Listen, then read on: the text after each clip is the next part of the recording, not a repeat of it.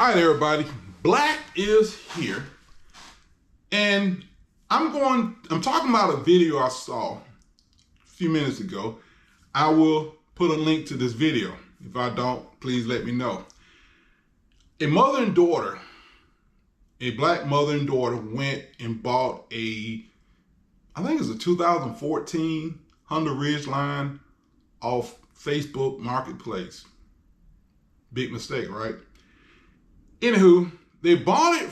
The second mistake they made was they bought it from some people from the motherland. Okay.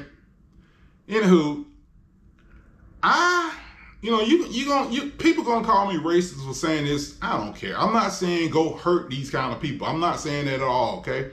I'm just saying I would not buy a car from somebody left a comment and said he was Nigerian. I don't know. To me, they're all Africans.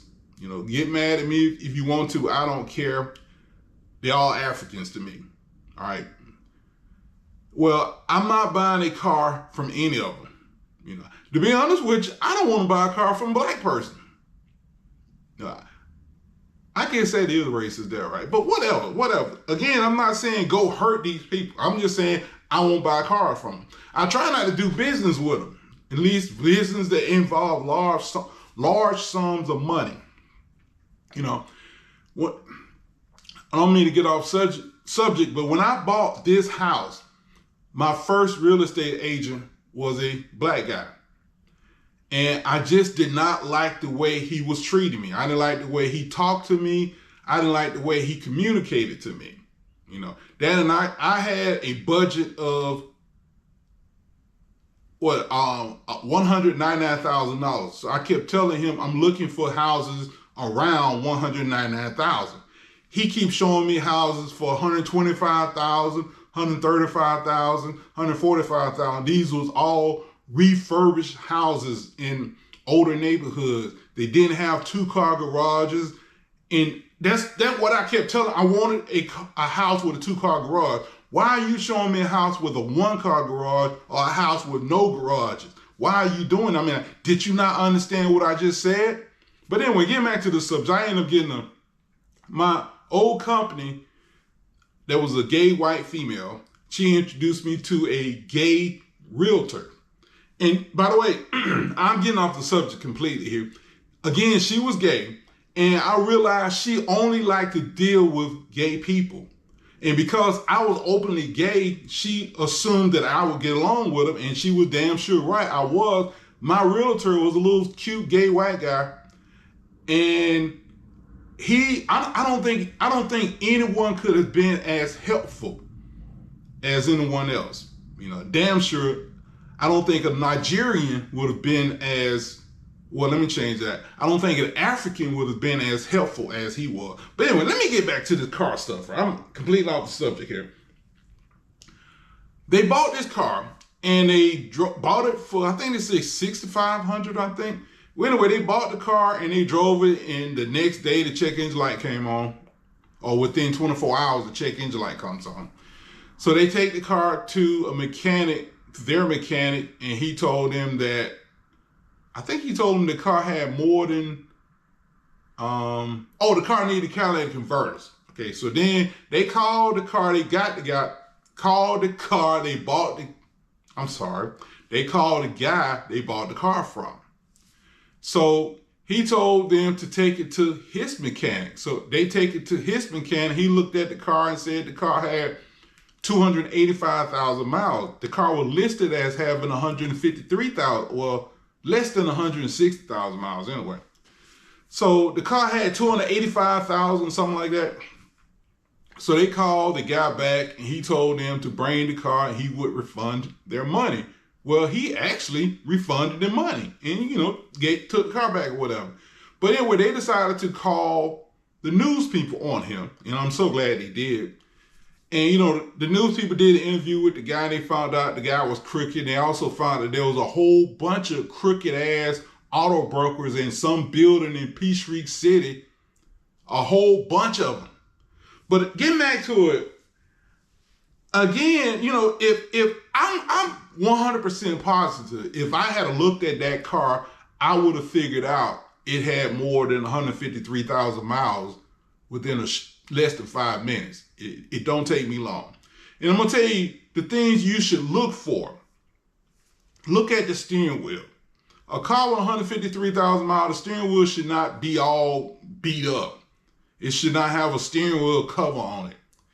The brake pedal, look at the brake pedal, because a lot of people, they never change the brake pedal. You can go to the dealership here, you can go online. I bought a brake pedal from Mercedes online, which reminds me, I ain't put the damn thing on yet. But you can go buy a brake pedal for a car.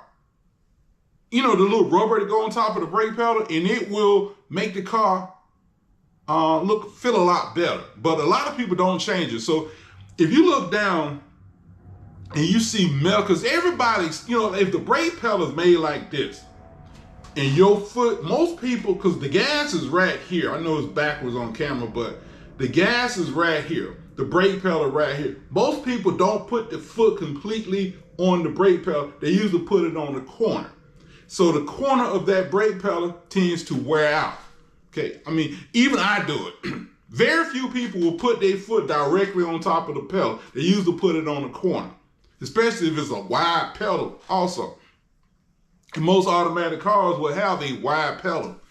But you look at that pedal, you look at the carpet, look at the driver's seat, look at the door handle. Smell the inside of the car. Usually used cars will have perfumes or air fresheners in them. But look at the carpet. Open the driver door.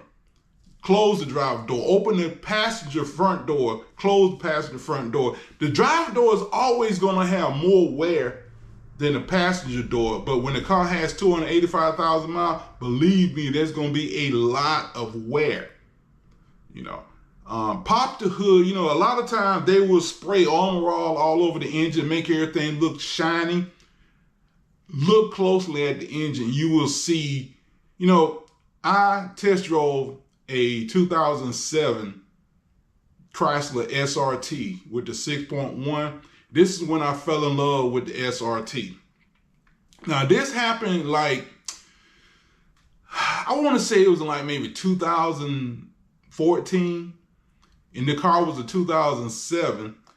And I remember when I popped the hood, I looked at the engine, and around the intake runners, you could see built up grime. You know, they had tried to clean the engine off, but they didn't clean out the corners that well. Because, you know, a lot of people believe that when you spray off an engine or when you steam clean the engine, you know, you don't put a lot of water on the engine because it'll mess the engine up. Not necessarily. I mean, I've steam cleaned a lot of engines, and I never had a problem with that. You know, the thing is, dry the car when the engine is hot. Well, dry the car when it's hot and spray it off with the engine running. And what this does is it keeps heat coming up off the engine. If you get water in a sensitive area, because the engine is hot, it will evaporate that water a lot quicker than it would on a cold engine. But getting back to it, you will see grime. You know, check the oil. You're not necessarily looking at the oil. Look at the dipstick. Old car, a car with 285,000 miles, the dipstick is going to look a little grimy unless the person really kept the oil change. Take the oil cap off. Look at the bottom of the oil cap. Again, a car with 285,000 miles is going to have some grime, even if they took care of the engine. Oh, by the way, you know, now everybody is driving, not everybody, but a lot of people drive cars doing Lyft or Uber or whatever. Look at the passenger's door. Open the passenger door. The passenger door has as much wear. I mean, it's real easy to open.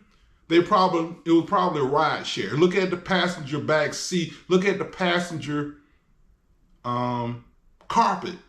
Because most people sit on the right back seat side, right?